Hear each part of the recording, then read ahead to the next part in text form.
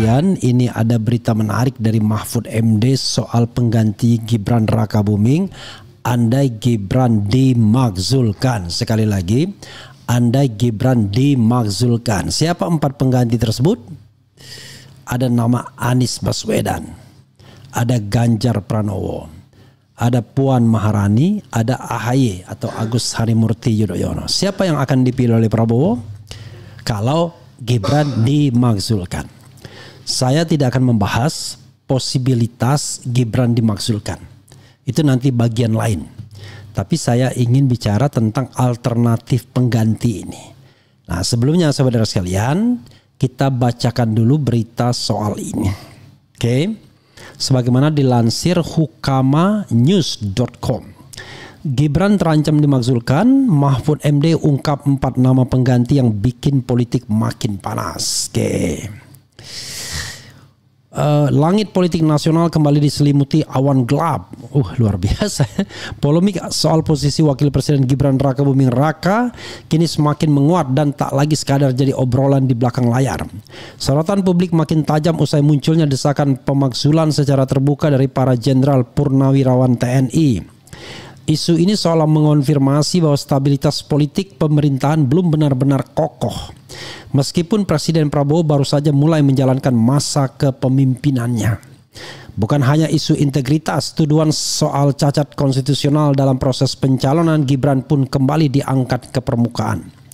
Situasi ini membuka ruang spekulasi yang lebih luas mengenai siapa sosok yang mungkin akan menggantikan posisi Gibran jika skenario pemakzulan benar-benar terjadi.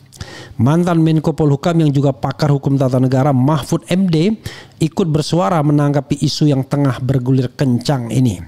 Dalam kanal YouTube pribadinya, Mahfud mengungkap bahwa apabila Gibran dimakzulkan, sekali lagi apabila, Presiden Prabowo memiliki kewenangan konstitusional untuk mengusulkan 2 nama pengganti ke Majelis Permusyawaratan Rakyat MPR. Ini sudah diatur secara konstitusional. Jika Wapres berhalangan tetap atau dimakzulkan, maka MPR akan memilih dari 2 nama yang diajukan Presiden, tegas Mahfud. Menariknya, Mahfud menyebut 4 nama kuat yang menurutnya berpeluang besar masuk bursa calon Wakil Presiden pengganti Gibran.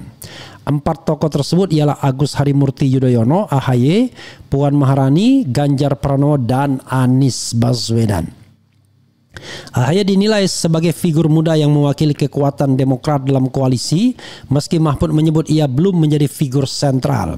Sementara Puan Maharani dan Ganjar Pranowo dari PDIP disebut bisa menjadi pilihan ideal jika Prabowo ingin menjaga keseimbangan politik pasca pemilu.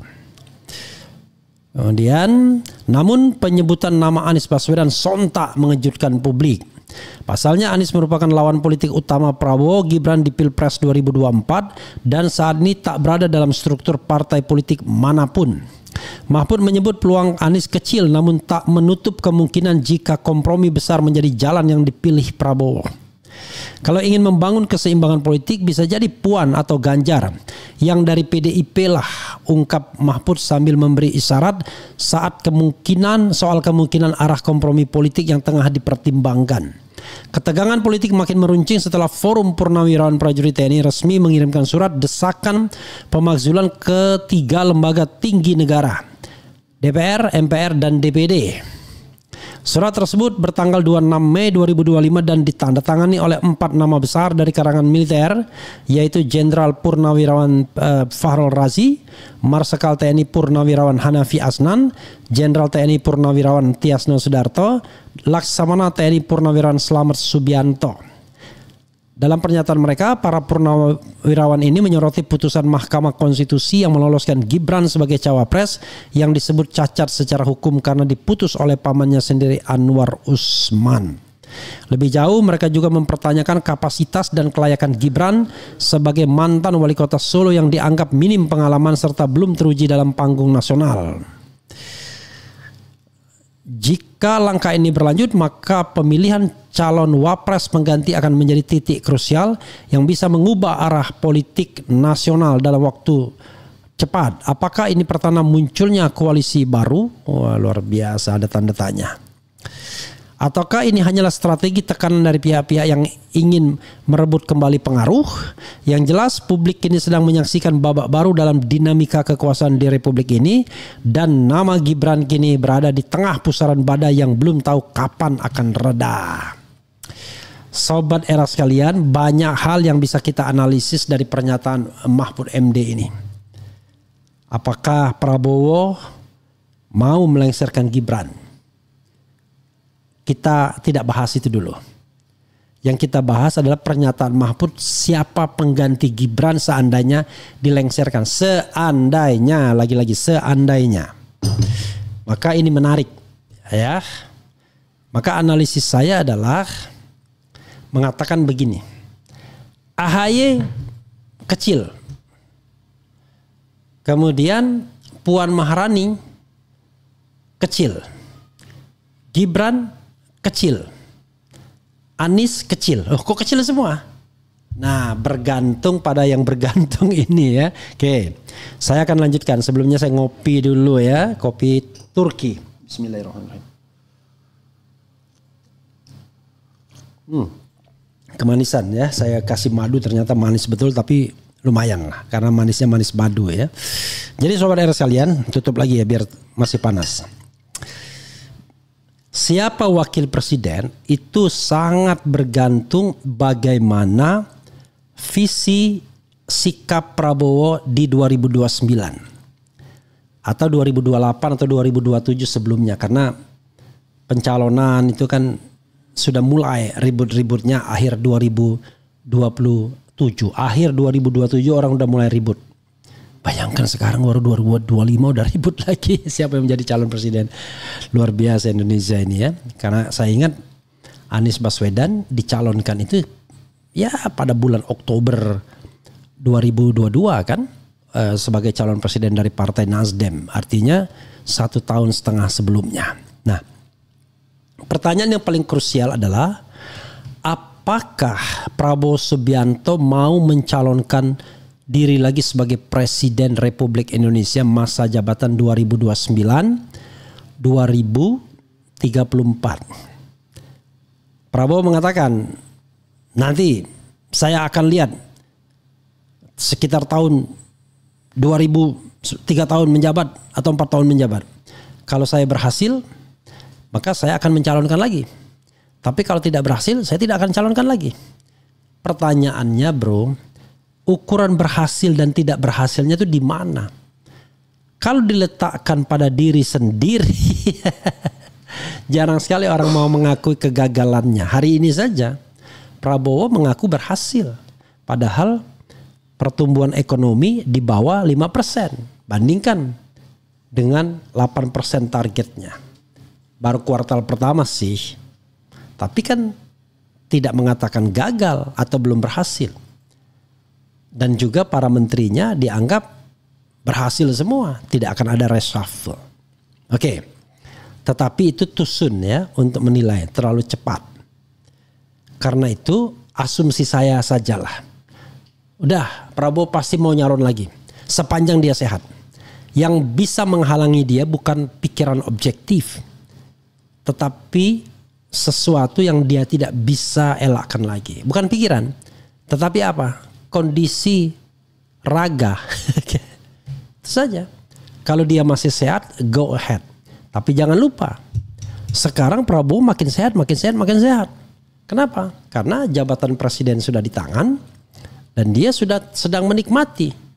Jadi sudah dan sedang menikmati jabatan yang diinginkannya sejak tahun 2004, sejak Pilpres pertama. Jadi tidak mungkin dia secara psikologis dan secara ragawi tidak lebih sehat. Sehat pasti. Akan terus dijaga, di maintenance kesehatannya. Ada maintenance-nya. Maka saya berasumsi dia akan mencalonkan lagi pada tahun 2029. Kalau dia mencalonkan lagi, maka dia tidak ingin memelihara anak singa atau anak macan.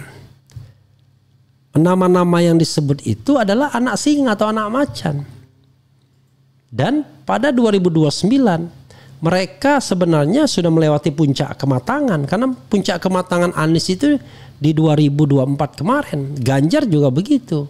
Nah, Puan barangkali yang lebih mudah, puncak kematangannya di 2029. AHY bahkan belum mencapai puncak kematangan. Tapi let's say 2029 juga. Karena di 2029 AHY ya masih 51 tahun. Karena kelahiran tahun 78. Masih muda sekali kan. Jadi puncak kematangan AHY sebenarnya bakal di tahun 2034. 2034 dia baru 56 tahun. Oh my God. Masih panjang sekali perjalanannya. Tetapi karena baik Ganjar maupun Anies masih di bawah katakanlah pada tahun 2029 itu dia ya let's say masih di bawah 60 tahun, hampir 60, kalau Ganjar lewat 60, maka sesungguhnya Anies masih kita anggap di puncak kematangannya tahun 59 dengan usia 59 tahun atau menjelang 60 tahun di tahun 2029. Oke, karena 60 tahun itu kan kesannya sudah usia kakek-kakek kan 60 tahun ke atas. Walaupun kalau kita lihat Rocky Gerung yang saat ini berusaha 66 tahun, kita nggak melihat dia kakek-kakek. Kalau rambutnya dicat jadi hitam, maka jadilah dia anak muda lagi. Masih suka naik gunung dan lain sebagainya. Nah, karena itu Prabowo tidak akan mengambil orang yang akan potensial menantangnya di 2029. Apalagi kalau sudah menjadi wakil presiden, wah satu tangga lagi untuk menjadi presiden. Dan itu akan menjadi panggung yang besar bagi Anies seandainya dia diambil sebagai wakil presiden. Karena itu kecil kemungkinannya. Nah jadi besar dengan apa? Dengan dua kondisi. Ada perjanjian pribadi antara Prabowo dan Anies. Apa perjanjiannya? Saya membayangkan begini, Nis, aku ambil sebagai wakil presiden pengganti Gibran.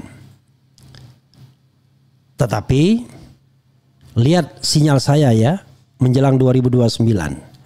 Kalau aku mau maju lagi, kira-kira begitulah ya. Oke. Kalau aku lagi live Prop. Kalau aku mau maju lagi, ya, maka kau jangan maju ya. Kau tetap jadi wakil presiden aku. Karena itu akan membuat urusan jadi mudah. Tapi kalau aku nggak maju, kau yang akan aku calonkan sebagai wakil presiden. Tapi tolong ambil nama ini ya sebagai pasanganmu. Siapa? Ya pokoknya inilah. Jangan-jangan nama yang disebutkan bisa saja Didit kan. Atau Saras bisa juga. Dari kolega atau keluarga Prabowo. Itu satu kemungkinan. Nah karena itu jadi. Dengan perjanjian seperti itu. Anies akan berhitung. Apakah dia akan terima atau tidak perjanjian seperti itu. Saya rasa dia akan terima. Karena kalau Prabowo mau maju lagi di 2029, there will be no yang namanya genuine election. Itu masalahnya. Dan ini adalah masalah governance pemilu dan masalah masyarakat sipil. Instead of soal elit. Karena kalau incumbent seperti Prabowo mau maju, sudah selesai pertandingan. Financial resources dia gerakkan, state facilities dia gerakkan. Kemudian termasuk juga state aparatus dia bisa gerakkan. 3 penggerak utama ini selesai pertandingan. There will be no genuine election. Jadi electionnya itu kayak zaman Orde Baru saja, pura-pura election. Padahal hasil sudah bisa ditentukan terlebih dahulu. Ya sedikit lebih rumit sih dibandingkan Orde Baru. Tetapi tetap saja dalam presidential election Anda tidak akan rumit-rumit betul kalau seandainya Anda ingin melakukan rekayasa tertentu. Karena calonnya walaupun presidensial thresholdnya 0, tetap saja nggak akan banyak calonnya. Nah, kalau semua partai politik di approach, maka PAN tidak akan mengajukan calon. PKB tidak akan mengajukan calon. Semuanya yang kira-kira mereka tidak bakal menang. Dengan kata lain, diancam terlebih dahulu. Kalau Anda mengajukan calon, Anda akan dikucilkan. Maka selesai. Nah, dengan kondisi politik seperti ini, bisa jadi Anies akan terima nasibnya Jadi dia akan mencalonkan diri sebagai presiden di tahun 2034 ketika usianya menjelang 65 tahun. Masih cukup muda sih kalau fit seperti Prabowo yang sekarang sudah 73 menjelang 74 tahun masih fit. Masih belum terlambat untuk 2 periode. Let's say tahun 70 usia 70 Anies calonkan lagi sampai 75. Ya seperti Prabowo, lebih muda daripada Prabowo, luar biasa kan. Nah, apa keuntungannya mengambil Anies sebagai wakil presiden kalau perjanjian itu kemudian bisa dipegang as a gentleman agreement? Karena kalau Anies tidak menerima pun nggak akan menang juga dalam pemilihan di 2029 kalau governance pemilunya seperti pemilu-pemilu sebelumnya. Kecuali ada sebuah perubahan yang dahsyat yang berimbas kepada pelaksanaan pemilu. Yang lebih demokratis, lebih transparan, lebih macam-macam lah. Nah, apa keuntungannya? Keuntungannya bagi Prabowo Subianto, dia bisa mengandalkan Anies dalam banyak urusan. Sehingga dia cukup pidato-pidato aja. Anies yang ngurusin administrasi pemerintahan. Karena kalau misalnya yang ngurusin Puan, saya ngomong apa adanya ya, gak bisa. Yang ngurusin, karena Puan bukan tipe begitu, bukan tipe orang yang mau ngurusin tetek bengek administrasi pemerintahan. Dan juga belum tentu juga bisa memimpin para bapak-bapak yang sudah senior. Saya membayangkan ada tokoh-tokoh yang sekarang ini bergentayangan. Kalau seandainya diserahkan kepada AHY terlalu mudah. Terlalu muda, bukan terlalu mudah, terlalu muda. Oh, Anda jangan underestimate. Tidak, saya tidak underestimate. AHY itu pandai, pintar. Cuman ada satu hal yang tidak bisa dilepaskan dari AHY. Gaya komunikasinya itu terlalu formal. Terlihat orang belum berpengalaman dalam melihat situasi. Barangkali dia sangat oke kalau dia berkomunikasi di dunia internasional karena memang orang level menengah ke atas. Tapi untuk ke bawah, ke birokrasi dan lain sebagainya, saya merasa dia masih terlalu formal gaya bahasanya. Jadi fleksibilitas dalam berkomunikasi masih terlalu formal. Apalagi misalnya dengan segenap kalangan masih terlalu formal. Still need the time. Karena dia orang yang hidup baru saja sesungguhnya terjun dalam dunia politik kan. Ya baru 10 tahun saja kira-kira. Selebihnya kan hidup dalam sebuah tradisi yang sangat teratur. Kemudian anak presiden, anak menteri sebelumnya dan lain sebagainya. Jadi masih butuh orang yang memang sudah hidup dalam asam garam bersama rakyat ini. Nah Ganjar sebenarnya yang bisa seperti Anies. Cuma kelemahan Ganjar adalah dia tidak bisa mewakili Indonesia di dunia internasional kalau seandainya ada event-event yang membutuhkan Indonesia sebagai figur yang baik. Anies bisa lakukan itu. Jadi Anies workable for Prabowo. Seandainya tadi perjanjian itu dilakukan. Oke.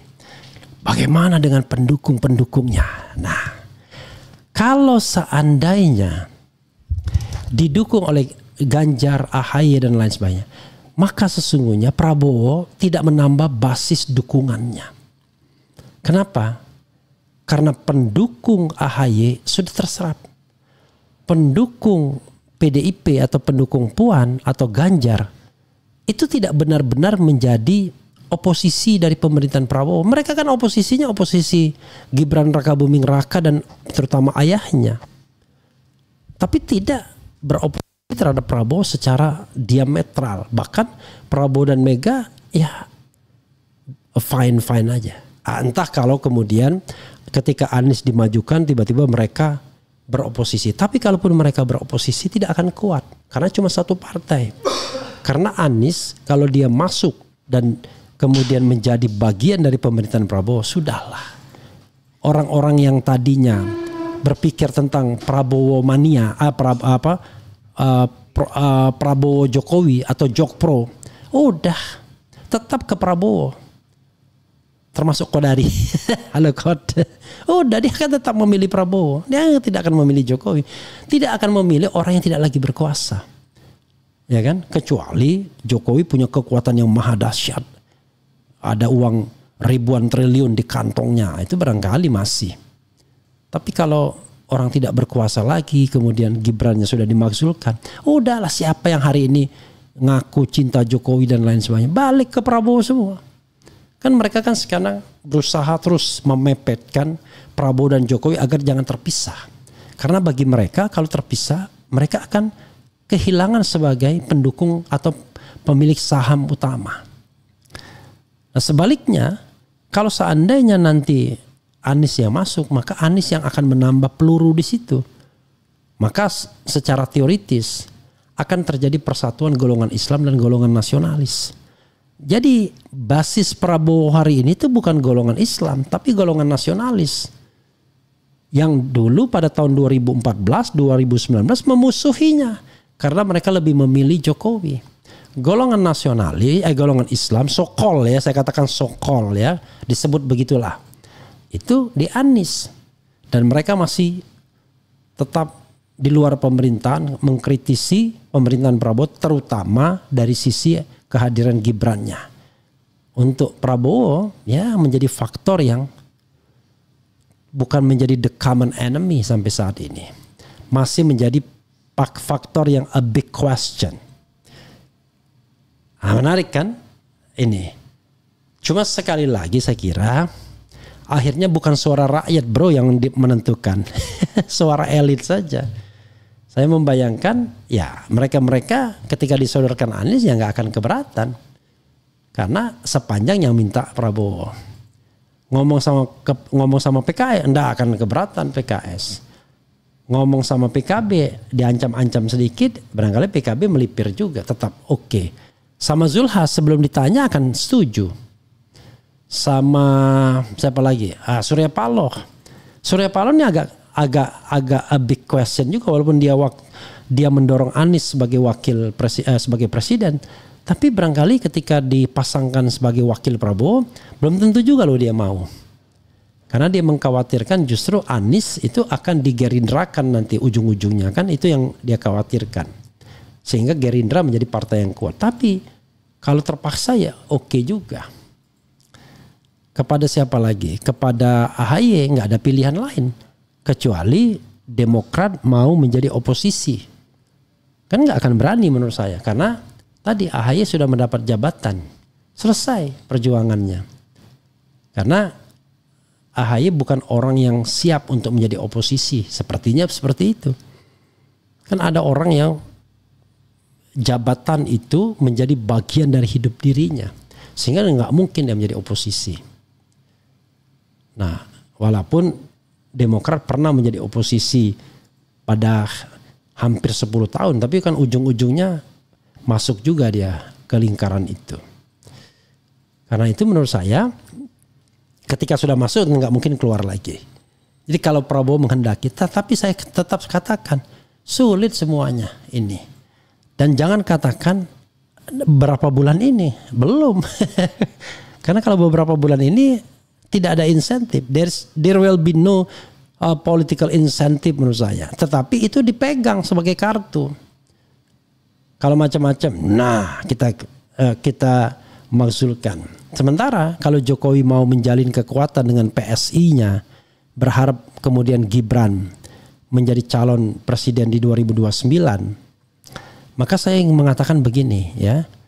Satu, Gibran tidak punya kapasitas. Itu masalahnya. Jadi berat sekali mendorong dia. Kalau Jokowi bisa hingga kemarin 2020, karena dia presiden yang masih menjabat. Karena dia pegang kekuasaan. Karena dia bisa melakukan manuver-manuver yang sudah canggih, yang sudah disiapkan untuk demi kekuasaan. Kan barangkali beda dengan presiden sebelumnya yang tidak berpikir tentang manuver kekuasaan, baru berpikir setelah pensiun. SBY misalnya, dia tidak siapkan AHY di menjelang akhir pemerintahannya. Dia tidak paksakan Ani Yudhoyono maju misalnya. Baru setelah dia pensiun di 2014 baru dia mikir, oh iya ya saya butuh AHY saya butuh putra mahkota. Sehingga di 2017 atau 2016 tepatnya, ya AHY kemudian terpaksa dipensiunkan sebagai mayor. Jadi sahabat era sekalian, kalau itu terjadi, ya politik Indonesia agak adem ayem. Ya paling yang ngamuk-ngamuk sedikit PDIP. Tapi menurut saya tidak akan semarah saat ini ketika Gibran dan Jokowi masih berkuasa. Begitu sahabat era sekalian ya. Tetapi sekali lagi ada satu kunci, yaitu personal relationship. Saya melihat Prabowo kelihatannya tetap tersinggung dengan Anies Baswedan. Kenapa? Begini, dia tidak tersinggung sama Wiranto. Padahal kita tahu Wiranto lah yang memecat dia sebagai Menhan Pangap. Dan di dalam keanggotaan tersebut ada Agung Gumelar yang juga ikut di dalam leadership dia sebagai presiden. Kok bisa dia tidak tersinggung dengan orang-orang seperti itu? Menurut saya ada sebab, karena itu kejadiannya sudah lama, itu satu. Yang kedua, mereka itu bukan ancaman lagi bagi Prabowo. Wiranto bukan ancaman, Agung Gumelar bukan ancaman. Dan jauh lebih baik kalau mereka ikut ke dalam barisan untuk memperkuat Prabowo Subianto. Tapi kalau dia melihat Anies Baswedan, dia tidak melihat Anies Baswedan masa lalu. Dia melihat Anies Baswedan di masa kini. Yang walaupun belum ada jabatan, tetap saja punya potensi untuk menjadi pesaing dia. Nah ini yang kalau pakai ilmu Sun Tzu, kenali musuhmu, maka ada dua kemungkinan. Kalau dia bisa disingkirkan. Tapi kalau dia tidak bisa disingkirkan, dia rangkul. Filosofi Jawa kan, begitu dipangku mati orang. Nah apakah Prabowo mau menggunakan filosofi Jawanya dipangku mati, atau dia membiarkan Anies tumbuh berkembang liar sebagai rumput liar yang sewaktu-waktu dapat menjadi ancaman bagi his presidensi kalau dia menghendaki berkuasa sampai 2034. Menarik ya, saya belum menyelesaikan analisis ini, tetapi itulah salah satu analisis yang ingin saya kemukakan. Masih ada beberapa puzzle yang belum saya sampaikan. Satu-satulah sampai kemudian sobat era sekalian protes saya, kok ini kok itu. Nah nanti saya lanjutkan lagi analisisnya.